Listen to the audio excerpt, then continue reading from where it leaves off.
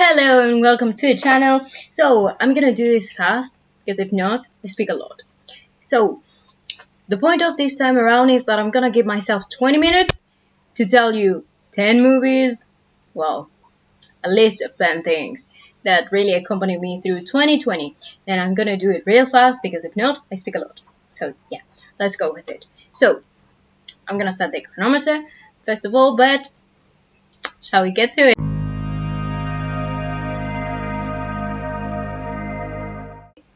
So I've got a list of 10 points in here, but there are more than 10 movies in it, so it's gonna be a long road, and I'm gonna try to speak of every single one of them in less than 20 minutes, or at least in 20 minutes. Let's see how that goes.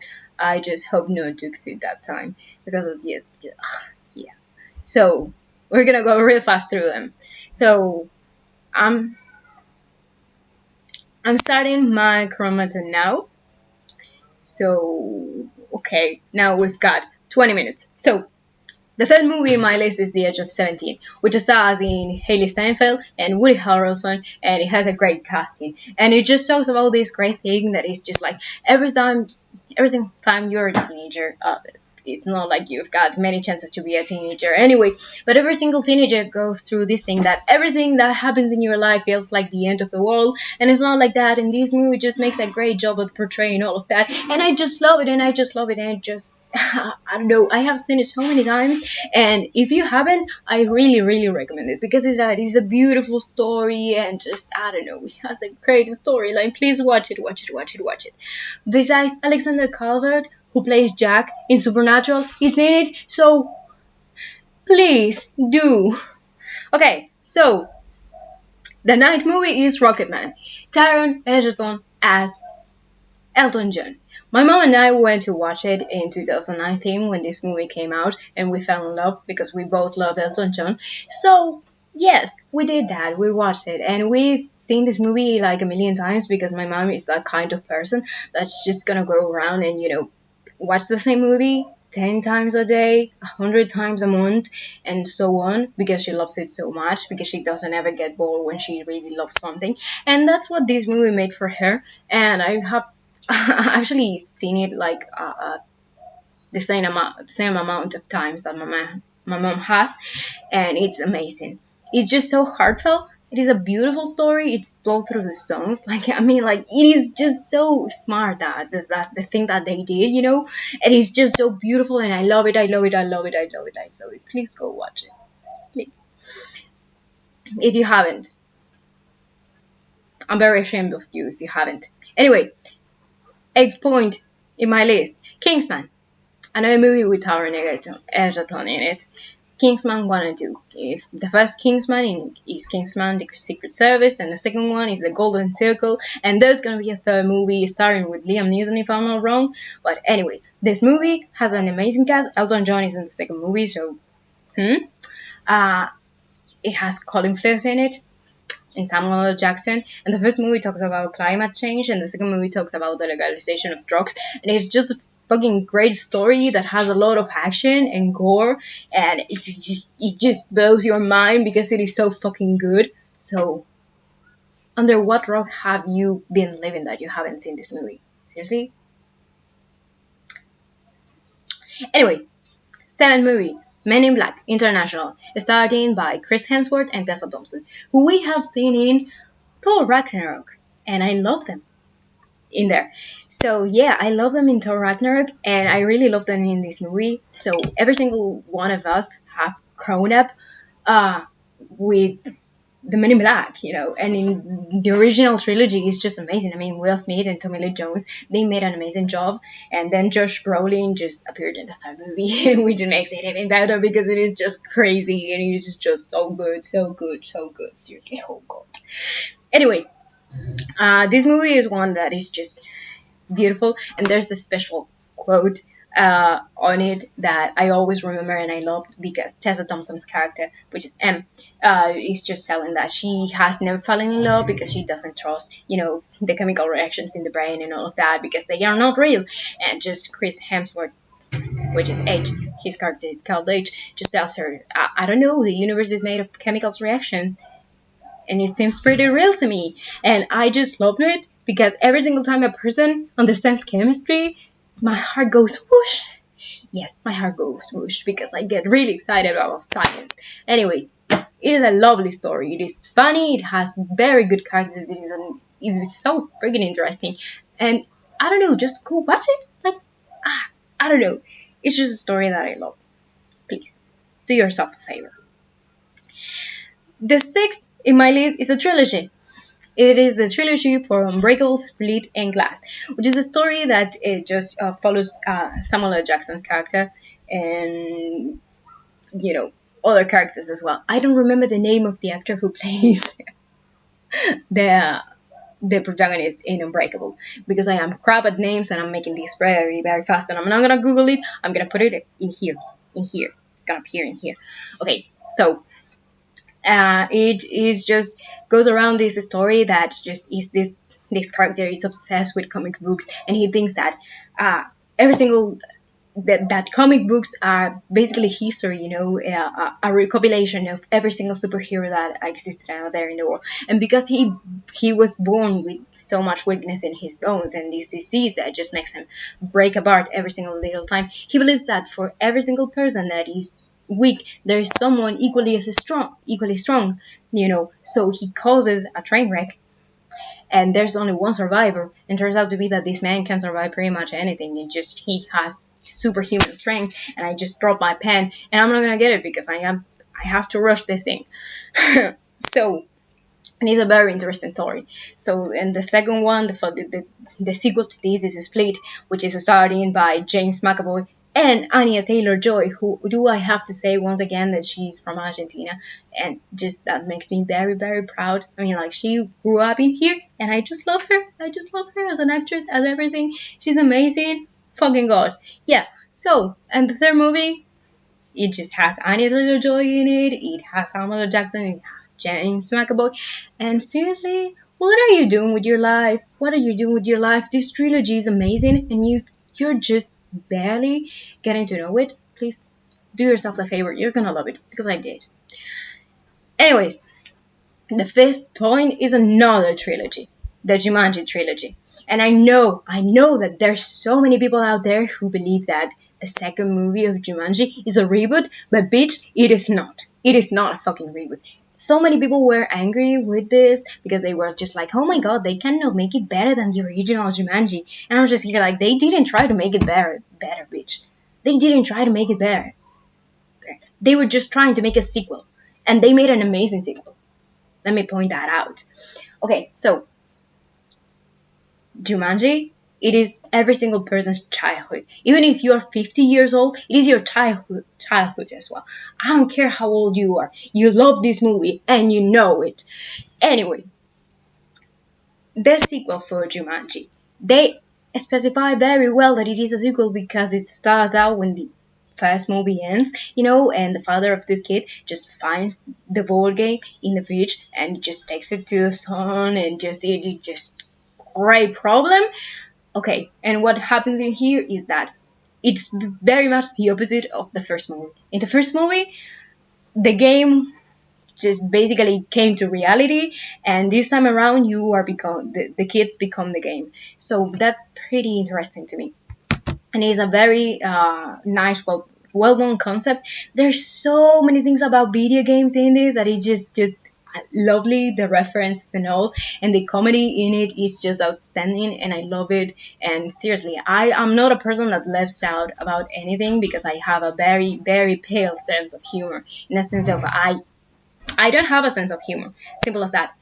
And it is very difficult to make me laugh, but this movie made me laugh a lot of times. And I don't know, it just has Dwayne Johnson.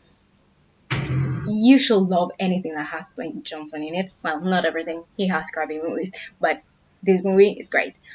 Jack Black, Kevin Hart, Karen Gillan, which is a goddess, for fuck's sake. Please watch it. Also, it has Nick Jonas, which, very fun story. I watched this movie in the cinema, and I remember the first time that Nick Jonas' character appeared, and I was like, that's Nick Jonas! And I recognized him just by his by his shadow, which is crazy because I hadn't paid attention to any of the Jonas Brothers in a long, long time, ever since I was a kid. But I recognized him right away, and I was like, that's my son. Okay, so the Jumanji trilogy is very, very interesting. Actually, in the third movie appears the actor that played Sandor Clegane on Game of Thrones, like fucking god, and Danny DeVito. Like, how can you not like something that Danny DeVito is in? Please watch it, please. This trilogy is awesome, and seriously, it is a trilogy because in the second movie there's a reference to Alan Parrish, which just makes my heart go. Yes. Anyway, the fourth movie in my list is Practical Magic, which is starred in by Sandra Bullock and Nicole Kidman. It is a very interesting story. And I don't know, I just love it. I watched it when I was a kid, and my mom reminded me, and I don't know, it just has such a beautiful aesthetic, and just, oh God, witches. Witches are amazing, and they are so very well portrayed in this story. It is so interesting. Please go watch it. What are you doing with your life that you haven't? I know that I said that like 4 times already, probably 5, but do so. Do yourself a favor. It is a very cute story. Just you're gonna be hurt a little, but do hear me out. Anyway, the third movie, and we've got 9 minutes to talk about this. So okay, Jennifer's Body is the third movie. Jennifer's Body is a story that was marketed horribly when it came out. It came out in 2009, and it was written by Diablo Cody, which is the same director for Juno. And this makes me so angry. But the story is just so interesting, and I am so damn happy that in the last year people just have this has become kind of such a cult movie, and it's just coming back to surface because the movie has like 10 years already, and and all of that. But Megan Fox in this movie is amazing, and she's such a talented actress. I cannot believe that people don't appreciate this woman enough. Please watch it because it talks about so many things about, I don't know, it's a very feminist movie if you ask me, and it's about liberation, and it's about what people do to women, and please, just how the world sees the body of the woman, and it's just insane. You've got to watch it. So, the third movie is To Wong Fu, Thanks for Everything, Julie Newmar. This movie is starred in by Patrick Swayze and Wesley Snipes. It is crazy. It is crazy, and it is amazing. This is a movie that came out in 1995, 2 years before I was born. And it is a movie that I pretty much grew up with. My mom loves it, so she made me watch it, and while I grew up. And it is such a beautiful movie because it tells the story of 3 drag queens who are on a road trip around the country to go to a contest, and all of these things. And it's just, I don't know, they get to a town which is very conservative, and they get in trouble throughout the way, and you learn so many things about their life and about everything they are, and it's just, it is lovely. Please watch it. You're gonna love it. It is amazing, and it is a movie that is just so worth it to bring it back. Please bring it back because it touches on topics that we are talking today, and we need to talk about them. And art, it is one of the things that helps us a lot to talk about the things that just trouble us. So please do so because this movie teaches love and respect and kindness, and I cannot emphasize enough how much I love that. Please. Now we've got 7 minutes to talk about the last one. And this is my favorite movie. And I watched it before when I was little, but I watched the ending. And I've always been intrigued by it. But I remember I found a video on YouTube this year. And I found this movie, and how misunderstood it was. And I was like, I'm going to watch it before I watch the video. So I watched the movie, and I was just so caught up by it because I remember that I had already seen it. Anyway. Sucker Punch, it is a story that I love so much that I cannot even explain to you. But it's John Hamm, Oscar Isaac, Carla Gugino, Emily Browning, Abby Cornish, Jamie Chung, Vanessa Hudgens, Jenna Malone. Like, do I have to give you more reasons to watch it? Besides, it is a movie that it was so misunderstood at the time that it came out because it is another movie that was marketed horribly because it was marketed to men, and it is not for men, definitely not for men. I mean, like, if you enjoy women that are empowered and that are superheroes, pretty much, yeah. But the movie is told through three different levels. It's the reality, this, oh my god, I forgot the name, but there's this other place, and then there's this other reality. I cannot remember how it goes right now, but this is a movie that I have watched like 10 million times. Yes, I have.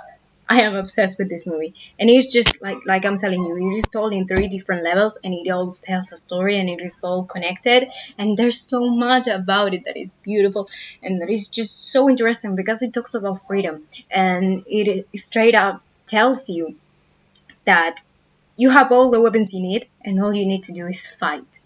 You are the weapon, so don't figure it out. And that's pretty much the movies. Well, some of the movies that got me through 2020. I've watched a lot of movies, and I watch a lot of TV series, and I listen to a lot of music. So I'm probably gonna make some more on that, probably. But these are movies that mean a lot to me, and I hope that I can, I don't know, just share them so you can understand the love I have for them as well. And we've got 4 minutes left, which is crazy.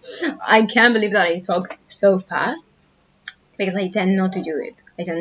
I had already filmed this, and it went like in 45 minutes, which was a lot. So yes, this is this is a redo, and whoa, I cannot believe I did talk that fast. So yeah, The Age of 17, Rocketman, Kingsman, Men in Black, Unbreakable, Split in Glass, Jumanji, the three movies, Practical Magic, Jennifer's Body, To Wong Fu, Thanks for Everything, Julie Newmar, and Sucker Punch. Please, watch these movies. They're really good, seriously. And I don't know, another thing, just because I said that the movie is good doesn't mean it is. It just means it is for me. But just don't let people on the internet get you biased on art. Just go around and enjoy it, and then you're gonna criticize it, but enjoy it first, because art is supposed to make you feel something, and it's supposed to make you feel something good most of the times, and it's supposed to teach you something as well. So please, do yourself a favor, don't let yourself get biased by what other people say, and just enjoy it. And then you can break it apart, but first enjoy it. Yeah. Okay. Anyway, that's all for today, and subscribe, like it, ring the notification bell, please, and yeah, remember to be all, remember to always be positive, kind, and curious. Goodbye.